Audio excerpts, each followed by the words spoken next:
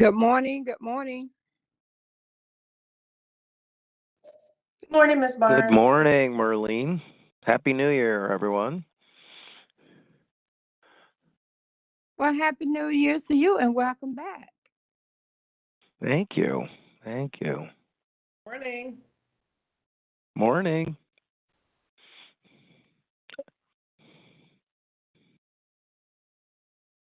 I like those circles on your behind you. Is that wallpaper or is that actually hand drawn? Oh, it's wallpaper. Thank you. Oh, okay.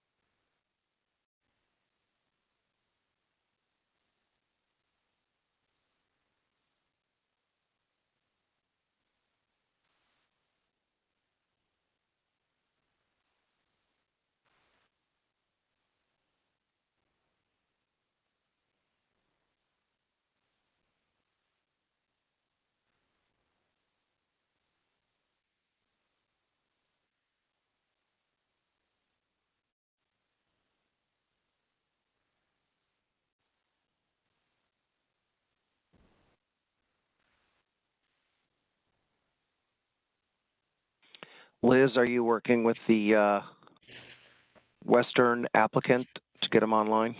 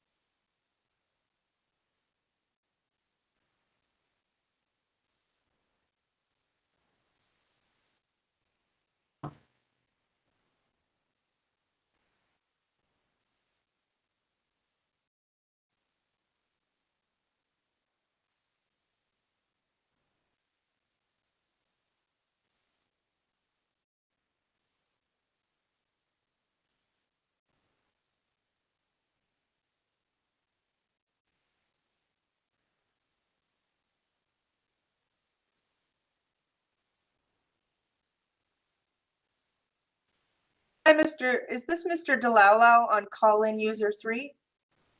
Yes, ma'am. All right, just wanted to make sure you made it in. Thank you. Thank you.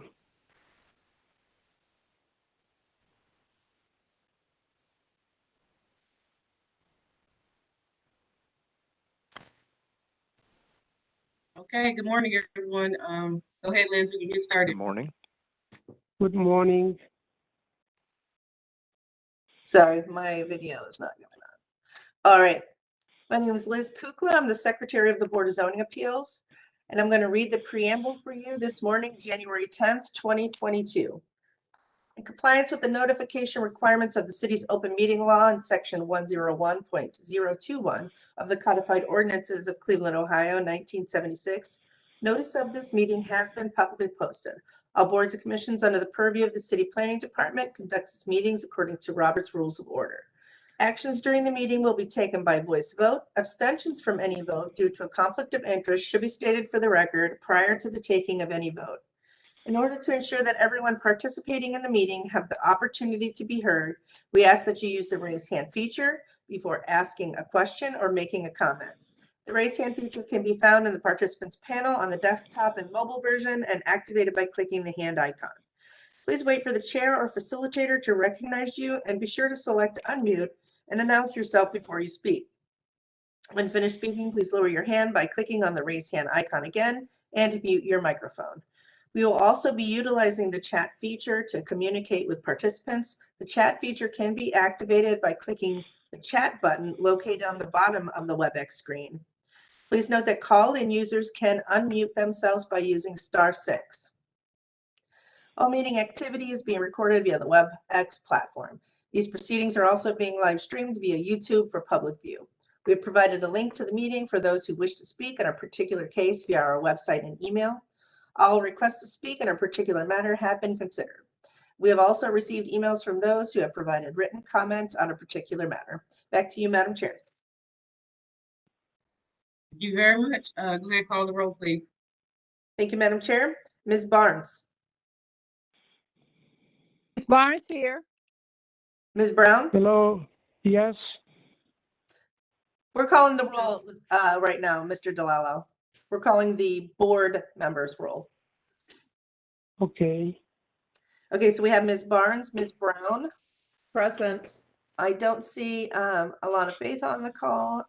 I believe she may not be here today, and Ms. Britt. Oh. I see her there. She just logged in, Miss. Yeah, Lupa. mine was here. Okay, thank you. Ms. Faith?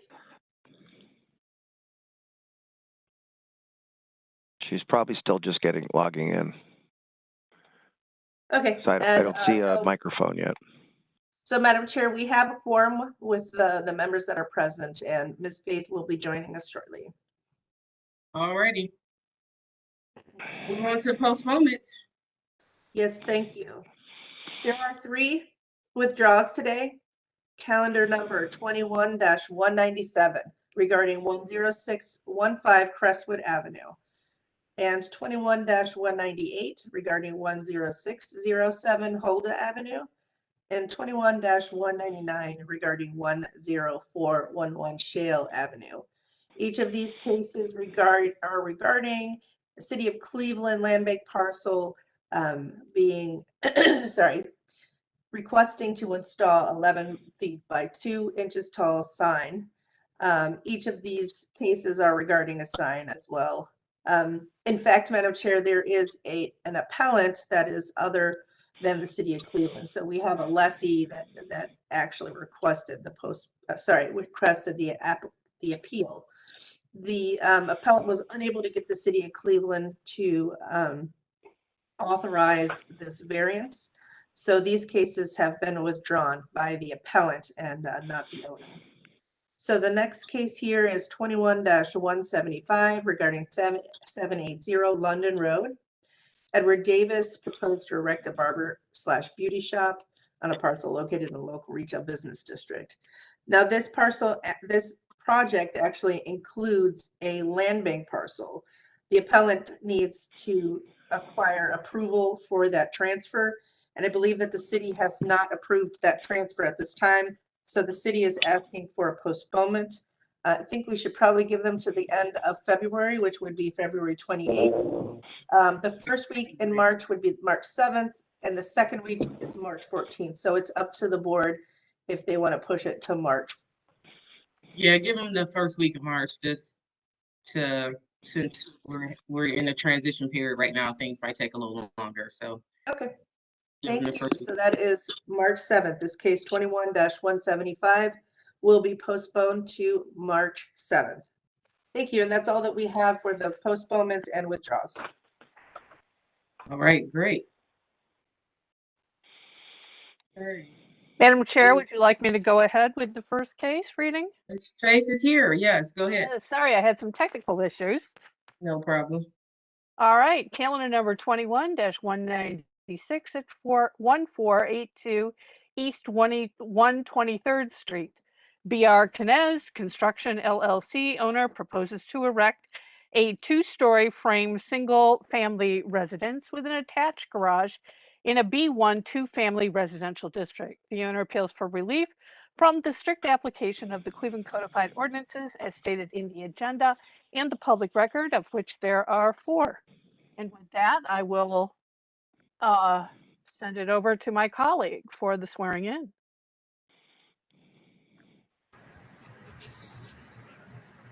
I am swearing in all who are present for this case. Do you swear or affirm that the testimony you are about to give is the whole truth and nothing but the truth? Please raise your hand, reply by stating I do, then give your name and your address, please. I do. Caitlin Cole with Canez Construction, 7555 Fradle Drive in Concord, Ohio.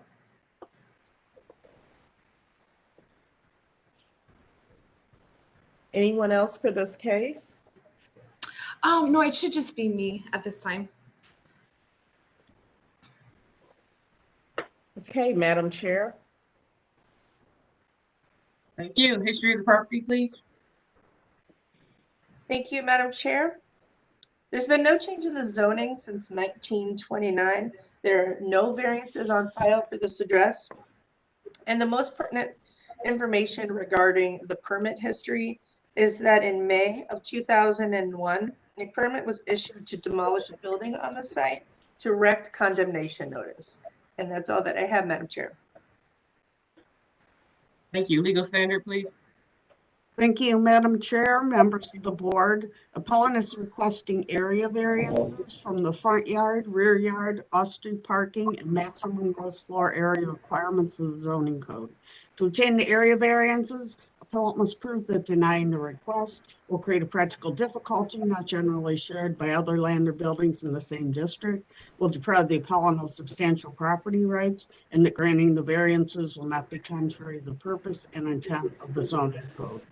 Please note that the board may be limited in its ability to grant the requested front yard setback variance unless one of the exceptions in section 32904C is established. Thank you, Ms. Wagner. All right, before we get started, Maurice, do we have information about this front yard setback? Yes, I'm glad you asked. That's why I included the red text here at the bottom of this opening slide. Let me show you the aerial where you can clearly see where they are entitled to the exception. There is an exception rule that states that if the subject property is less depth or less width than any other property on the block, then they have a hardship and the board would be able to grant the variance. And as you can see by the other parcels on this block, everything else is substantially deeper than this parcel. And so we feel that it would qualify them for the exception on the front yard setback. Thank you for delivering good news on this Monday morning, Grace. I know you like to have these resolved. Yes, yes, I don't, yes. I don't like to talk an hour about them and then we still don't go anywhere. All right, fantastic. All right, Caitlin, go ahead, present your case. Love it. Great, thank you. Happy New Year, everyone. It's nice to see everybody's faces. Going the wrong way. Yeah, there you go. Oh, no worries. So we are proposing to erect, of course, a two-story home with an attached garage with that shared driveway. Due to how small the lot is, we still wanted to give that option of having a two-car garage. After speaking with our sales team, that's kind of something that everybody seems to be a requirement for them in the area, having that garage. As we know, it's a little difficult in winter around here. So we do have in-house counsel to have that everything to be set up to have that shared drive, and that is a proposed home by Knez as well that we already have been approved for that neighboring one. So yeah, we're just requesting variance for that front and backyard setback due to how small the lot is.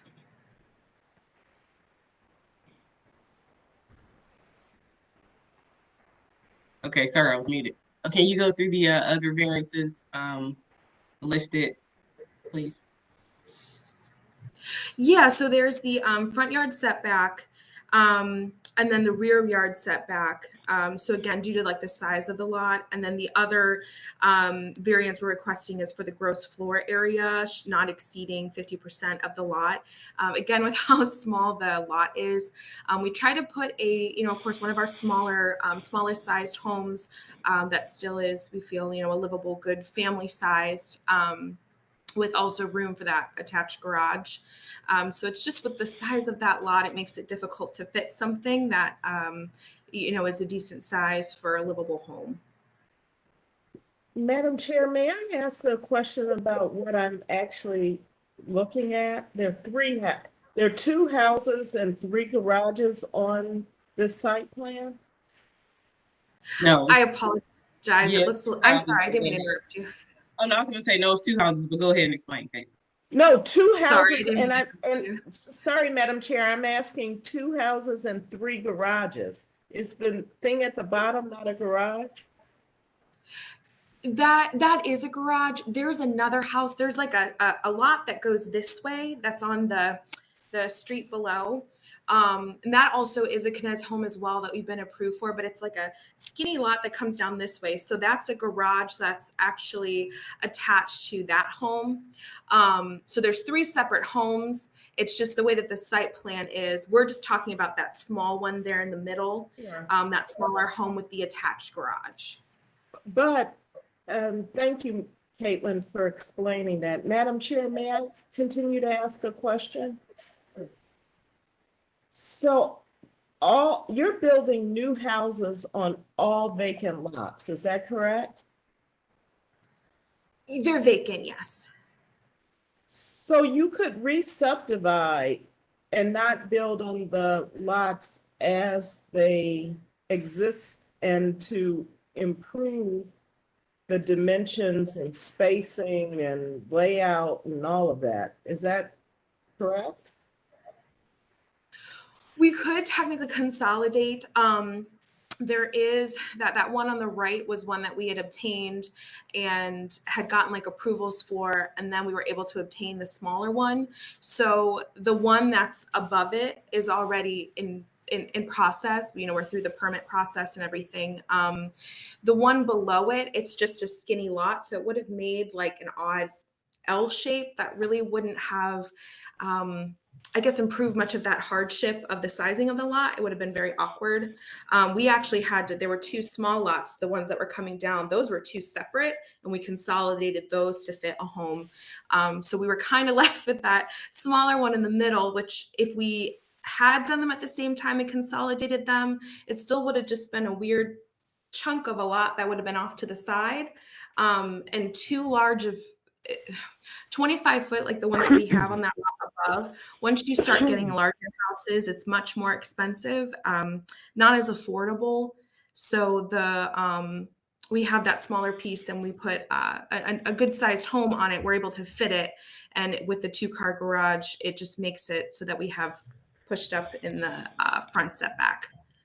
Right, but this is all about your planning. And once you have all of the lots, you have the ability to, as you said, consolidate and re-subdivide, and to think about this as a plan area, not just individual land bank lots. And I've raised this before, and I'd like to just go on the record to the city planning staff.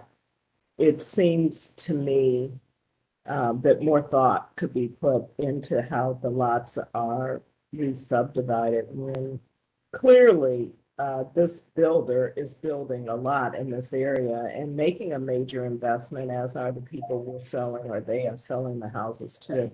So thank you for your investment in the community. I just questioned the process. on the sizing of the lots. Understandable. And we definitely try to be, oh, sorry, I didn't I'm mean to sorry, interrupt you. it's a statement. I'm not asking you to actually respond to that. I thank you for answering my initial question. Thank you. All right, thank you, Ms. Brown. Did you have any other questions? No, ma'am, I do not. All righty. I was gonna move to city planning. Maurice, are you talking for this case? Yes, we are in support of these variances. I do understand what Ms. Brown is saying, that maybe looking at these parcels in a more holistic way before laying them out, with the houses might have been a good idea. However, I'm not sure with the way they were acquired, probably in a piecemeal fashion, may not have lent itself to that. I would also point out that on the parcel that's in yellow on the screen, I don't believe Kinez controls the piece behind it. That's a part of that larger apartment building. So they couldn't have made that lot deeper with the existing parcels. But you are right. Had you considered all of the lots together, you may have been able to lay it out a little bit better as far as each house getting more property. But we still support the variances. Thank you, Maurice. All right, any other board members have any questions? If not, I'll entertain a motion. Madam Chair, just a quick question to the appellant. Is the square footage, is that all livable space on the first and second floor? We don't have a finished basement here that's adding to the square footage, do we? No, there's no finished basement. Okay, great. Madam Chair, with answers to our questions, I'm going to go ahead and make a motion on calendar number 21-196, given the statements by the appellant and also by city planning and city planning support. We understand that this was, as city planning stated, probably land that was acquired in a piecemeal fashion. So there was that impacted how it was developed. And there's also a constraint in the footprint given the property that's not owned by them and the parcel behind. So with all that taken into consideration, I move that we go ahead and approve the variances for 21-196. Thank you. Can I have a second, please? Second. And Ms. Burns? Ms. Burns with the second. Go ahead, Ms. Yes. Kugler. Thank you. Ms. Brown, Yes. Ms. Barnes, Yes. Ms. Faith, Yes. Ms. Britt. Yes. Calendar 21-196 is granted. It'll be ratified when we meet again on January 24th, and we will send the appellant a letter after that. Thank you all right, for your time. All right, thank you, Caitlin. As well. And All right. Ms. Thank you. Brown, I will make sure to speak with our land development team just about seeing if we can work with the land bank to make sure as we're acquiring lots, we're trying to get all of the ones together at the same time. So I will talk to them about that and I'll bring up the concerns because I don't want that to be an issue in the future. So thank you all for your time. Have a good day. Thank you, Caitlin. And Thank you, thank you Caitlin. very much. I appreciate that. Mhm. All right, Ms. Faith. All right, moving on. This case Yeah. was postponed from November 29th, 2021. Seems like a long time ago now. Calendar number 21-178 at 10516 Western Avenue. John Delalue. Thank you, John. Owner Thank proposes to establish use as a motor vehicle repair garage in a B1 local retail business district. The owner appeals for relief from the strict application of the Cleveland Codified Ordinances as stated in the agenda and the public record, of which there are two. Of note, the first postponement on this case was made at the request of the councilwoman to allow time for further review. To you, Member Brown, for the oath. Thank you. I'm sorry. Swearing in all who are present for this case, do you swear or affirm that the testimony you're about to give is the whole truth and nothing but the truth? please raise your hand and reply, "I do." State your name and your address, please. I do. My name is John Dalalu. I live on 24238 Noreen Drive in North Olmsted, 44070. Is there anyone else? We also have someone else on the phone. If you're on the phone and you want to speak, it's *6 to unmute. I'm just by myself. I'm the owner of the building. It's zone industrial. And I have I'm John, renting. Yes, ma'am. you wanna hang on just a minute until we get everyone sworn in, okay? Okay. Thank you. Sorry, Madam Chair, go ahead. No, I was telling them the same thing. Just hold on until we got Yep. everything through. So I guess there's no one else for this case. We'll move on to the history of the property, please. Thank you, Madam Chair. This property was originally zoned general retail in 1929. In our records here, we found that in 1966, property was changed to local retail business. In our Records Administration Office in 1928, a permit was issued to erect a one-story machine shop. There are no variances on file, and in the more recent history, we found that in 2019, a certificate of disclosure was issued stating that the authorized use of the property is as machine shop and dwelling unit. And that's all that I have, Madam Chair. Thank you. Legal standard, please. Thank you, Madam Chair, members of the board. Appellant is requesting a use variance and an area variance from the off-street parking requirements of the zoning code. To obtain the use variance, appellant must prove that denying the request will result in an unnecessary hardship particular to the property, such that there will be no economically feasible use of the property without the variance. Will deprive the appellant of substantial property rights, and the granting the variance will not be contrary to the purpose and intent of the zoning code. To obtain the area variance, the appellant must prove that denying the request will create a practical difficulty not generally shared by other land or buildings in the same district, will deprive the appellant of substantial property rights, and the granting the variance will not be contrary to the purpose and intent of the zoning code. Great, thank you. Okay, John, you can go ahead and present your case now. Yes, ma'am. It's an industrial zone. I used to have my machine shop. I retired, and the property is rented right now. There are 2 units. Unit number 2233 West 106, which is the one in case, and the other one is 10516 Western. I have a tenant which rebuilds engines. He has a small machine shop inside. He doesn't need any other facilities except to use the units to rebuild engines. There is a crane inside and a lift for the car to take out the engines.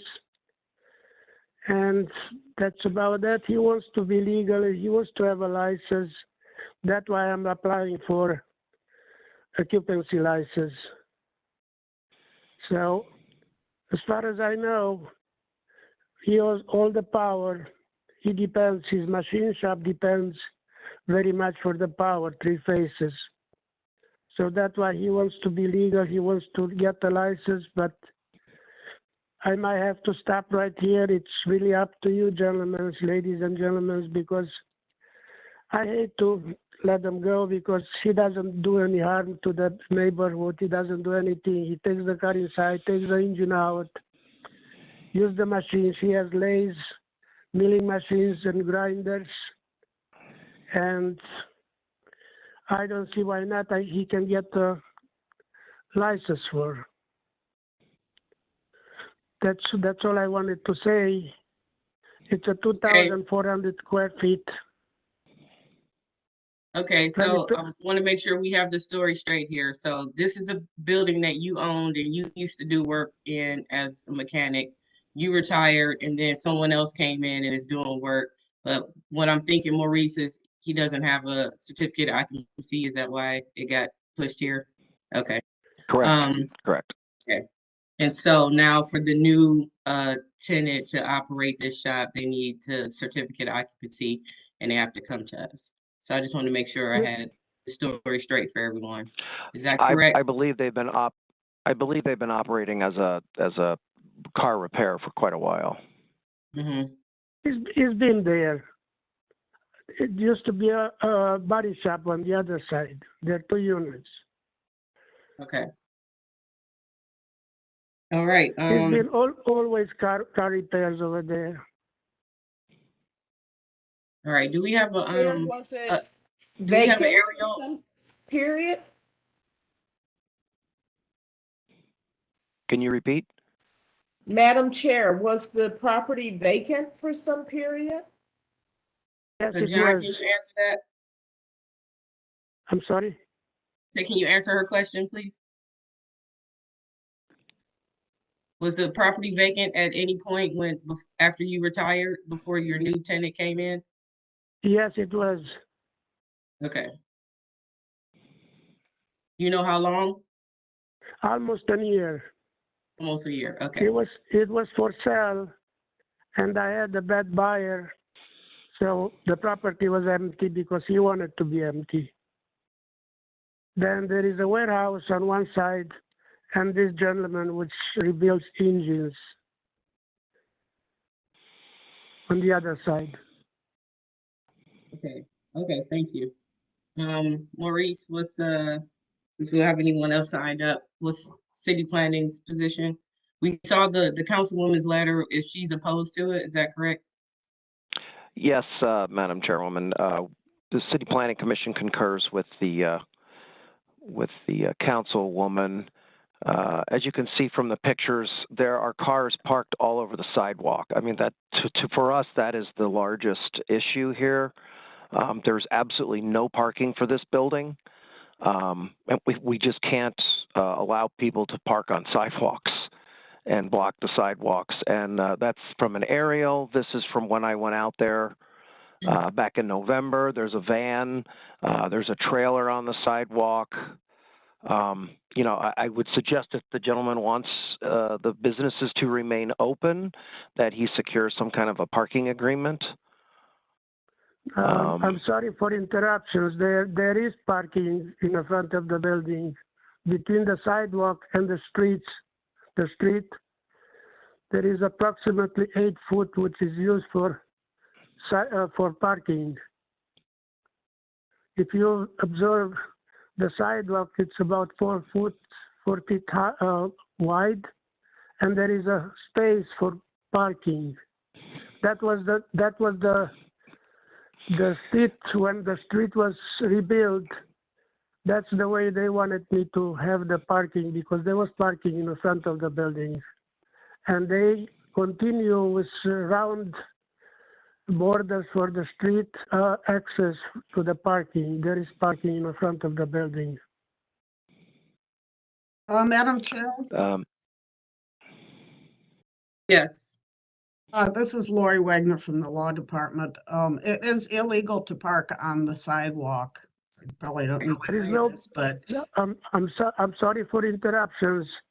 Whoever said that there is no parking, he was wrong, because there is a parking over there, and the trailer is not parked on a sidewalk. it is illegal to park, sir. It's illegal to park where your trailer is parked. Yeah, Well, even though people park places, that doesn't mean it's legal parking. So we just want to clear To that park up. on a street or inside your building or in a parking lot. That is illegal. I'm just advising. And Madam Chair, I'd also like to. I'm sorry for contradiction, but there is design for parking cars in front of the building, not on a sidewalk. They don't bother the sidewalk. Nobody. And if you see on a garage doors is posted, do not park on a sidewalk. There is plenty space between the sidewalk and the street. Okay, thank you. Go ahead, Maurice. Madam, I was just going to say, I mean, you can see in the bottom left-hand picture the oil stains and other things that have leaked from the cars that have been sitting on the sidewalk. I mean, that's another reason why we don't want cars parked in that area. Anything beyond the curb line is not considered legal parking, and so we just can't support something like that. There is plenty, sir. I'm so sorry to tell you, but I was there for 7 years having my machine shop, and I never had any problem parking. It's a big space between the sidewalk and the street. Okay, sir, we're just telling you that even though parking was going on, it was still illegal, whether you got caught or not. You know, that's a different story. So we're gonna park the parking conversation now. Liz, I see you have your hand up. Do you want to chime in? Sure, Madam Chair, just because the appellant is on the phone, I would like to read the letter from Councilwoman Spencer, as well as a letter from the neighbor, if that's all right with you. Please do. So this is from Jenny Spencer, the councilwoman. The council office is not in support of the requested variance for multiple reasons, including the following. Our office contacted multiple nearby residents, all of whom are opposed to the use. The primary concern, which the councilwoman's office agrees with, is that there is no place to park vehicles for a proposed repair shop. Furthermore, cars are often observed parking illegally at this location, for example, on the sidewalk. We've made several attempts to contact the applicant, John DeLaulo, and he has been unresponsive. Ms. Lazar from the office of the council can provide more detail if needed in terms of the upcoming 10th hearing. So the other email that we received on Sunday, this is from Jeffrey Hartman. He is the owner of the property at 10512 Western Avenue. He states that he objects to the variance as parking is a major concern.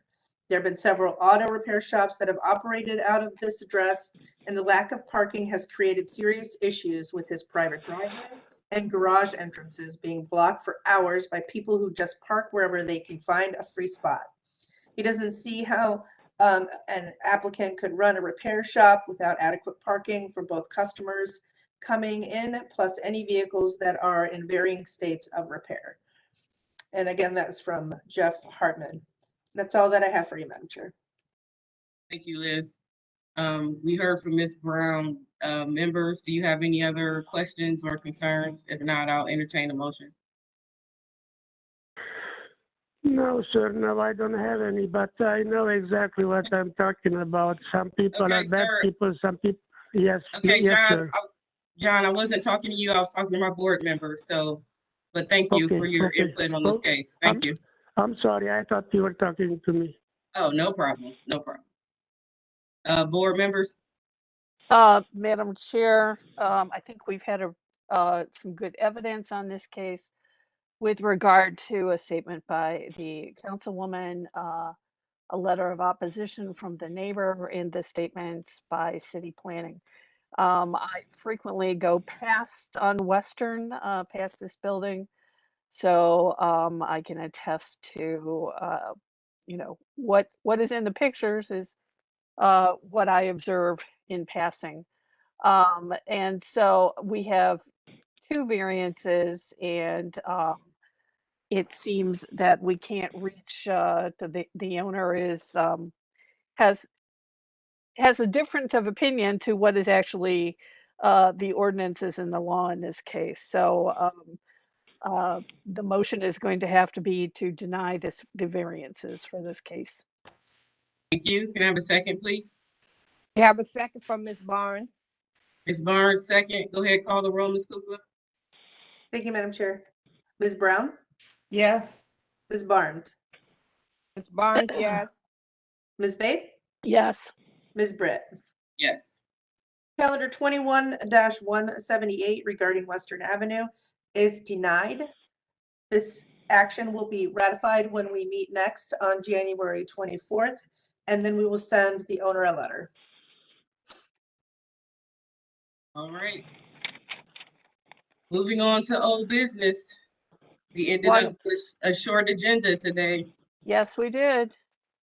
You know, sometimes blessings do come on a Monday. All right, so moving on to old business. Old business 1 through 3, without objection, board. Without objection. All right, we have request for affirmation on 2030 West 17th. They were granted variances for a house, but the appellant needs more time to complete construction drawings. Without objection. That's without objection. Without objection. Okay. And